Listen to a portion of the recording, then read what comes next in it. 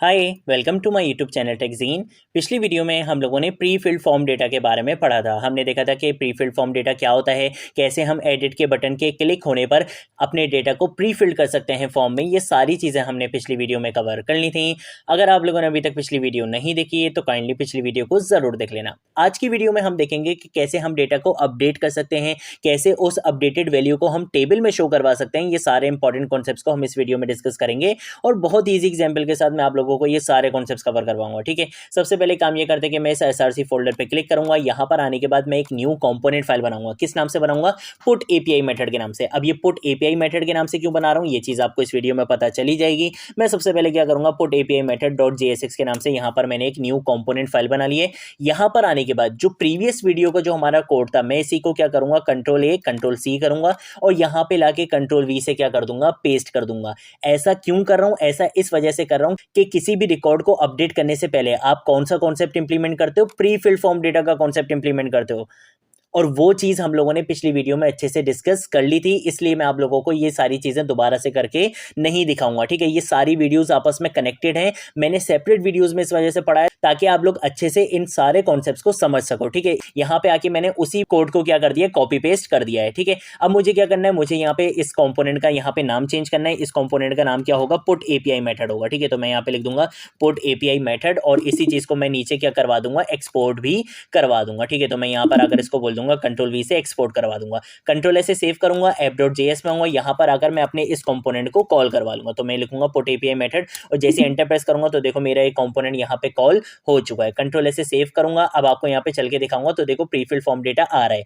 लेकिन पिछली वीडियो में मैंने एक मिस्टेक करी थी। वो मिस्टेक क्या करी थी, अगर आप यहाँ पे गौर से देखो तो इनिशियली ये जो डेटा प्री फिल्ड होकर आ रहा है, ये नाम किसका आ रहा है, फरजीन का आ रहा है। एज किसकी आ रही है, हैरी की आ रही है। और सैलरी किसकी आ रही है, टॉम की आ रही है। अब ऐसा हो क्यों रहा था? ऐसा इस वजह से हो रहा था कि मैं आपको यहाँ पे चल के दिखाता हूँ। ये जो मेरा फंक्शन था ना, शो लिस्ट वाला, इसके अंदर मैंने क्या करा था, फॉर्म डेटा को सेट करा था। ठीक है, इनिशियल मैंने क्या बोला था, मैंने बोला था कि भाई इनिशियली आपने क्या काम करना है, जो आपका फर्स्ट रिकॉर्ड है उसका आप क्या नेम, उसका नेम क्या कर दो, आप सेट कर दो यहाँ पे नेम वाली प्रॉपर्टी में। ठीक है, उसके बाद मैंने बोला कि भाई जो सेकंड वाला जो आपका क्या है रिकॉर्ड है, उसका उसकी एज को क्या कर दो, सेट कर दो। और जो थर्ड वाला रिकॉर्ड है उसकी उसकी सैलरी को क्या कर दो, यहाँ पे सेट कर दो। तो इस वजह से ये काम हो रहा है कि यहाँ पे जो नेम आ रहा है वो यहाँ पे फर्स्ट वाले रिकॉर्ड का आ रहा है, जो एज आ रही है वो सेकंड वाले रिकॉर्ड की आ रही है और जो सैलरी आ रही है वो थर्ड वाले रिकॉर्ड की आ रही है। इसको मैंने करेक्ट करके आप लोगों को बता दिया था। प्रीवियस वीडियो के कॉमेंट्स में आप जाकर देख सकते हो, मैंने इसको करेक्ट करके वहां पर बता दिया था।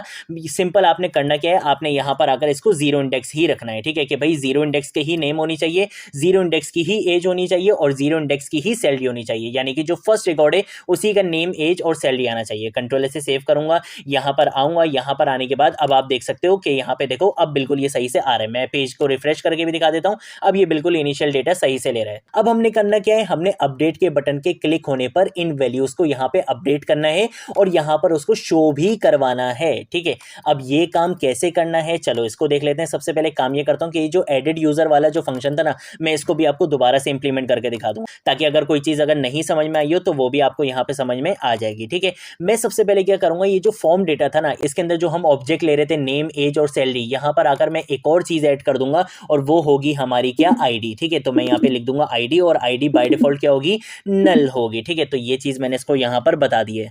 अब उसके बाद मैंने क्या करना है, जहां पर मैं सेट फॉर्म डेटा करवा रहा था यहाँ पे, तो यहाँ पर मुझे क्या करानी पड़ेगी, आईडी को भी सेट करवाना पड़ेगा। तो मैं यहाँ पर आकर बोलूंगा कि भाई आईडी को सेट कर दो। क्या सेट कर दो, रिस्पॉन्स जीरो। ठीक है, रिस्पॉन्स जीरो डॉट आईडी। ठीक है, इस तरीके से मैंने क्या बोल दिया कि भाई इसको भी क्या कर दो, यहाँ पे सेट कर दो। तो आईडी भी क्या हो जाएगी, अब सेट हो जाएगी। इसके साथ साथ अब ये जो एडिट रिकॉर्ड का जो फंक्शन है, अब हमने क्या करना है, इसको इंप्लीमेंट करना है। मैंने बोला था कि भाई जब भी क्या होगा, एडिट के बटन पे क्लिक होगा तो क्या होगा, यूजर की आईडी क्या होगी, इस फंक्शन में पास करवा दी जाएगी। चलो भाई इसको यहाँ पे क्या कर लेते हैं, गेट कर लेते हैं। मैं यहाँ पर आकर बोलूंगा इसके पैरामीटर में कि भाई तुम्हारे पास क्या आएगी, एक आईडी आएगी। अब तुमने काम क्या करना है, तुमने काम ये करना है कि सबसे पहले तुम यहाँ पे आकर लेट आइटम का मैं यहाँ पे क्या करूंगा, एक वेरिएबल बनाऊंगा और इसके अंदर मैं बोलूंगा कि भाई डेटा और आईडी -1। आईडी -1 क्यों कर रहे हैं, क्योंकि अगर मैं सिर्फ आईडी करूंगा तो इससे हो क्या रहा था, प्रीवियस वीडियो में भी हमने डिस्कस करा था, वो एक आगे वाले को ले रहा था। क्योंकि यहाँ पर हम एरे का कॉन्सेप्ट इंप्लीमेंट कर रहे हैं, आईडी को हमने 1 से स्टार्ट करा है और इंडेक्सिंग एरे की हमेशा हमेशा 0 से स्टार्ट होती है। तो यहाँ पर ये कॉन्फ्लिक्ट नहीं है कि मैं जिस यूज़र को सिलेक्ट कर रहा हूँ उसके आगे वाला यूज़र सिलेक्ट हो जाए, ऐसा ना हो। तो इस वजह से मैंने यहाँ पे क्या करा है, ID-1 करवाया है। ये चीज़ हमने पिछली वीडियो में भी कवर कर ली थी, आप लोग पिछली वीडियो भी देख सकते हो, ठीक है। यहाँ पर आने के बाद मैं क्या करूँगा, सेट फॉर्म डेटा का फंक्शन यूज़ करूँगा और इस फंक्शन के अंदर मैं क्या बोलूँगा, मैं यहाँ पे आके बोलूँगा कि भाई अब क्या करना है, आपने ऑब्जेक्ट्स की वैल्यू को सेट करना है। क्या सेट करना है, आईडी को आपने क्या सेट करना है, मैं यहाँ पे बोलूँगा item.id कि भाई जो आइटम आपके पास आ रहा है उसकी आईडी को क्या कर दो, सेट कर दो। सेम ऐसे ही मैं यहाँ पे बोलूँगा नेम, और नेम में मैं क्या बोलूँगा कि भाई item.name, ठीक है। इस तरीके से कर लूँगा, कॉमा लगाऊंगा, Ctrl+D से कॉपी लाइन डाउन करूँगा, दोबारा Ctrl+D से कॉपी लाइन डाउन करूँगा। यहाँ पर आकर मैं एज के लिए बता दूंगा, तो यहाँ पे मैं लिखूंगा एज और यहाँ पे लिख दूंगा item.age। सेम ऐसे मैं यहाँ पे सैलरी के लिए भी बता दूंगा, तो मैं यहाँ पे लिख दूंगा सैलरी और यहाँ पे मैं लिख दूंगा item.salary, ठीक है। ये चीज़ हम लोगों ने पिछली वीडियो में कवर कर ली थी, मैंने आपको दोबारा से यहाँ पे करके दिखा दिया कि भाई जिस भी यूजर को मैं क्या करना चाहूंगा, एडिट करना चाहूंगा, उसकी आईडी यहाँ पर पास करवा दी जाएगी और उसी की डिटेल्स को क्या कर दिया जाएगा, सेट कर दिया जाएगा मेरे फॉर्म में, ठीक है, प्रीफिल्ड कर दिया जाएगा। तो ये चीज़ तो हमने यहाँ पर कर दी है। और वो फॉर्म में प्रीफिल्ड कैसे हो रही थी, हमने यहाँ पे वैल्यू में पास करवा दिया था form.data_name, form.data_age, form.data_salary, तो इस वजह से वो आपको वहाँ पे प्रीफिल्ड होकर मिल रहा था। अब मैंने ये बोलना है कि भाई ये जो मैंने अपडेट के नाम से जो बटन बनाया था, इसके क्लिक पर क्या हो, मेरा डेटा अपडेट हो, ठीक है। तो उसके लिए मुझे यहाँ पे क्या करना पड़ेगा, ऑन क्लिक का इवन लिसनर लगाना पड़ेगा सबसे पहले तो। और इसके अंदर मैं बोलूंगा कि भाई आपने इस बटन के क्लिक होने पर आपने क्या करना है, अपडेट रिकॉर्ड के नाम से एक फंक्शन होगा, आपने उसको कॉल करवा देना है, ठीक है। उसको अभी मैं बना लेता हूं, लेकिन उससे पहले मुझे इन इनपुट फील्ड्स पे क्या लगाना पड़ेगा, ऑन चेंज का इवन लिसनर भी लगाना पड़ेगा, वरना ये चेंज नहीं होगी, आप इनको एडिट नहीं कर पाओगे, अपडेट नहीं कर पाओगे। तो उसके लिए मैं क्या करूंगा, यहाँ पे आके ऑन चेंज का इवन लिसनर लगाऊंगा। ऑन चेंज के इवन लिसनर पे मैं बोलूंगा कि भाई यहाँ पे क्या होगा, एक ऑब्जेक्ट पैरामीटर पास करवा दिया जाएगा ई, जिसके अंदर क्या होगी, इस इवेंट की सारी इंफॉर्मेशन होगी। और यहाँ पर आने के बाद मैं क्या करूंगा, सेट फॉर्म डेटा का फंक्शन यूज करूंगा। और इस फंक्शन के अंदर अब देखो, ये जो इनपुट फील्ड है ये किसके लिए है, नेम के लिए। मतलब यहाँ पे क्या चीज अपडेट होगी, नेम अपडेट होगी। और नेम है कहां पर, इस फॉर्म डेटा वाले ऑब्जेक्ट के अंदर, ठीक है। ये जो फॉर्म डेटा वाली जो स्टेट है, इसके अंदर क्या है, एक ऑब्जेक्ट है और उस ऑब्जेक्ट के अंदर एज भी है, सैलरी भी है, नेम भी है और आईडी भी है, ठीक है। तो हमने यहाँ पे इस इनपुट फील्ड के अंदर हम किसको सेट कर रहे हैं, सिर्फ और सिर्फ नेम को सेट कर रहे हैं। तो हमें यहाँ पर बताना पड़ेगा कि भाई नेम यहाँ पे क्या होना चाहिए, सिर्फ सेट होना चाहिए, बाकी सारी चीजें क्या रहनी चाहिए, सेम रहनी चाहिए। तो इस चीज के लिए हमने पहले भी बात करी थी, हम दोबारा बात कर लेते हैं। यहाँ पर आकर आप क्या करोगे, स्प्रेड ऑपरेटर का यूज करोगे और यहां पर आकर आप बोलोगे फॉर्म डेटा, ठीक है। ऐसा आप क्यों कर रहे हो, ऐसा इस वजह से कर रहे हो, अगर आप ये चीज नहीं करोगे तो होगा क्या कि जैसे ही आप नेम को अपडेट करोगे तो नेम तो आपका अपडेट हो जाएगा, लेकिन इस ऑब्जेक्ट के अंदर बाकी जो भी वैल्यूज थी, जैसे कि एज, सैलरी, आईडी, वो सारी चीजें क्या हो जाएंगी, लॉस्ट हो जाएंगी। तो वो लॉस्ट ना हो, इस वजह से आपने यहाँ पे क्या कर दिया, स्प्रेड ऑपरेटर का यूज कर दिया कि भाई इस ऑब्जेक्ट के अंदर जितनी भी वैल्यूज हैं वो सेम रहें। चेंज किसको करना है वो मैं यहां पर आकर बता देता हूं। मैं बोलूंगा कि भाई आपने क्या करना है, नेम को क्या करना है, चेंज करना है। कैसे करना है, e.target.value, ठीक है। तो मैं यहाँ पे आके लिख दूंगा e.target.value कि भाई जो भी यहाँ पे क्या हो रहा है, चेंज हो रहा है, उसको आपने चेंज किस में करना है, नेम में करना है, बाकी की चीजों को सेम रखना है। ये चीज मैंने इसको यहाँ पे बता दी है। अब सेम यही काम मुझे किसके लिए करना है, बाकी की फील्ड्स के लिए भी करना है। तो मैं इसी ऑन चेंज को क्या करूंगा, Ctrl+C करूंगा, यहाँ पर आऊंगा, यहाँ पे आके Ctrl+V से पेस्ट कर दूंगा और यहाँ पर आकर नेम की जगह क्या लिख दूंगा, एज लिख दूंगा कि अब आपने यहाँ पे क्या करना है, सिर्फ एज को सेट करना है, बाकी की चीजों को सेट नहीं करना। सेम ऐसे यहाँ पे सैलरी के लिए भी काम करना है। तो मैं यहाँ पर आकर बोल दूंगा कि भाई अब आपने यहाँ पे किसको सेट करना है, सिर्फ और सिर्फ सैलरी को सेट करना है, ठीक है।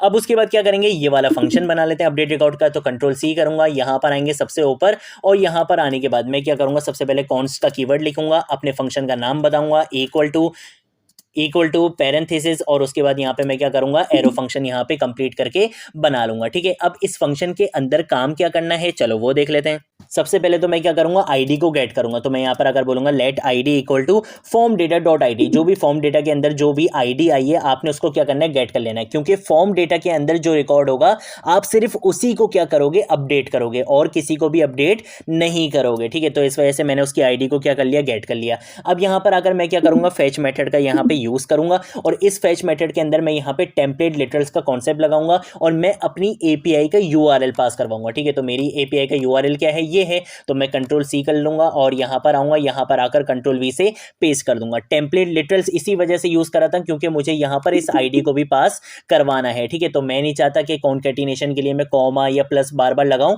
तो मैं इसके लिए क्या करूँगा, यहाँ पे स्लैश और यहाँ पे लिखूंगा डॉलर और यहाँ पे लिखूंगा कर्ली ब्रैकेट्स और यहाँ पे क्या करूँगा, आईडी को पास इस तरह से करवा दूंगा, ठीक है। तो ये होती है टेम्पलेट लिटरल्स की पावर। यहाँ पर इतना करने के बाद अगर मैं इसको सिर्फ इतना ही छोड़ दूंगा तो ये fetch API method by default किस पे काम करता है, गेट मेथड पे काम करता है। और हमने क्या करना है, इसको अपडेट करना है। इस एपीआई में हमने क्या करना है, अपडेशन करनी है। तो अपडेशन के लिए आप यहाँ पे क्या करोगे, सेकंड पैरामीटर पास करवाओगे और यहाँ पर आने के बाद सबसे पहली चीज आप क्या बताओगे, मेथड बताओगे कि भाई मेथड क्या होना चाहिए। तो देखो, जब भी आप एपीआई को डेटा देते हो तो वो क्या कहलाता है, पोस्ट मेथड कहलाता है।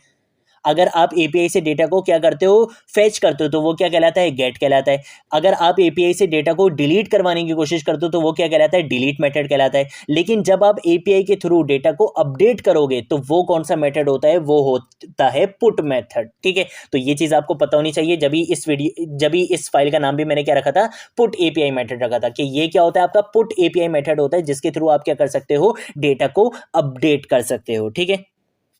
उसके बाद आपने यहाँ पर आकर एक और चीज़ बतानी होती है, वो होते हैं आपके क्या, हेडर्स। और हेडर्स के अंदर आप यहाँ पे क्या बताओगे, आप यहाँ पे आके दो चीज़ें बताते हो। आप यहाँ पे बताते हो पहली चीज़ तो एक्सेप्ट, कि भाई ये क्या चीज़ एक्सेप्ट करेगा, ठीक है। तो मैं यहाँ पर आकर क्या करूँगा, इस तरह से कॉलन लगाऊंगा और यहाँ पर आकर मैं लिख दूंगा एप्लीकेशन/जेसन कि ये किस फॉर्मेट का डेटा क्या करेगा, एक्सेप्ट करेगा, जेसन की फॉर्मेट का डेटा एक्सेप्ट करेगा। और इसके साथ साथ मैं यहाँ पे इसके कंटेंट की टाइप भी बताऊंगा, ठीक है। तो मैं यहाँ पे लिख दूंगा कंटेंट डैश टाइप और इसके अंदर भी मैं क्या करूँगा, यहाँ पे सेम यही चीज़ को कॉपी पेस्ट कर दूंगा, ठीक है, एप्लीकेशन/जेसन। तो यहाँ पे इसी चीज़ को कंट्रोल वी से क्या कर दूंगा, पेस्ट कर दूंगा, ठीक है। और इसके साथ साथ एक और चीज़ मुझे यहाँ पे बतानी है, वो मुझे क्या बतानी है, मैं यहाँ पर आकर क्या बताऊंगा, बॉडी भी बताऊंगा, ठीक है।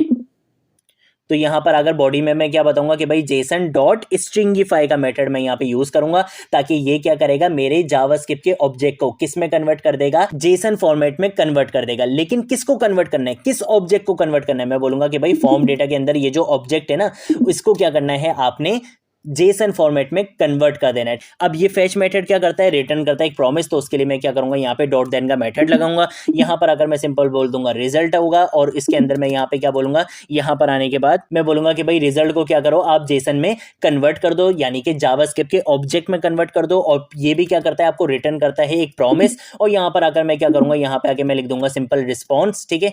और इसको भी मैं क्या करूंगा, यहाँ पे आके एक एरो फंक्शन बना लूंगा। यहाँ पर आने के बाद मैं क्या करूंगा, कंसोल डॉट लॉग करवाऊंगा। कंसोल डॉट लॉग में मैं बोलूंगा कि भाई रिस्पॉन्स को क्या करो, कंसोल में शो करवा दो, ठीक है। तो जो भी चीज़ रिस्पॉन्स में आ रही होगी वो कंसोल में आपको यहाँ पे दिख जाएगी। और इसके साथ साथ शो लिस्ट का फंक्शन मैं यहाँ पे कॉल करवाऊंगा। अगर कॉल नहीं करवाऊंगा तो अपडेटेड वैल्यू मुझे मेरे यूआई पर शो नहीं होगी। वैल्यू अपडेट तो हो जाएगी लेकिन मेरे यूआई पर मुझे शो नहीं होगी। इस वजह से मुझे शो लिस्ट का फंक्शन यहाँ पे कॉल करवाना पड़ेगा। कंट्रोल ऐसे सेव करूंगा और अब हम देखते हैं कि जो हमने काम करा है वो सही से हो भी रहा है या नहीं हो रहा, ठीक है। तो यहाँ पर अगर सबसे पहले क्या करूंगा, कंट्रोल शिफ्ट आई प्रेस कर दूंगा ताकि यहाँ पे कंसोल ओपन हो जाए, ठीक है।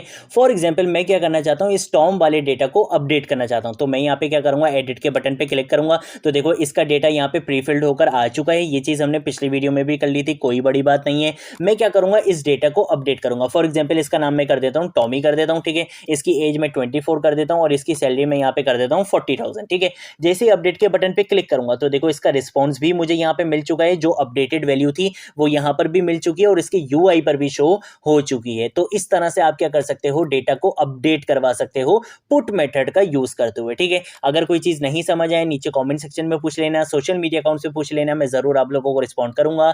अगर आप लोगों ने अभी तक इस रिएक्ट की प्लेलिस्ट को एक्सेस नहीं करा है तो भाई जल्दी से इस रिएक्ट की प्लेलिस्ट को एक्सेस कर लो, ज्यादा से ज्यादा शेयर करो और अपने फ्रेंड्स वगैरह में बताओ कि यहाँ पर आपको रिएक्ट जेएस स्टार्टिंग से लेकर एंड तक सिखाई जा रही है। सारा सोर्स कोड आप लोगों को गिटहब अकाउंट पर मिल जाएगा। इसके साथ साथ ये जो एपीआई मैंने क्रिएट करी थी इसका सोर्स कोड भी आपको गिटहब पर मिल जाएगा, ठीक है। users.json के नाम से आपको वहां पे फाइल मिल जाएगी। नीचे डिस्क्रिप्शन बॉक्स में आपको लिंक मिल जाएगा सोर्स कोड का, तो वहां से आप लोग चेक भी कर सकते हो, ठीक है। अगर कोई भी एरर आए, अगर कोई चीज़ नहीं समझ आए नीचे कमेंट सेक्शन में पूछ लेना, सोशल मीडिया अकाउंट से पूछ लेना, मैं ज़रूर आप लोगों को रिस्पॉन्ड करूंगा। अब हम मिलेंगे नेक्स्ट वीडियो में नेक्स्ट टॉपिक के साथ, तब तक के लिए बाय बाय।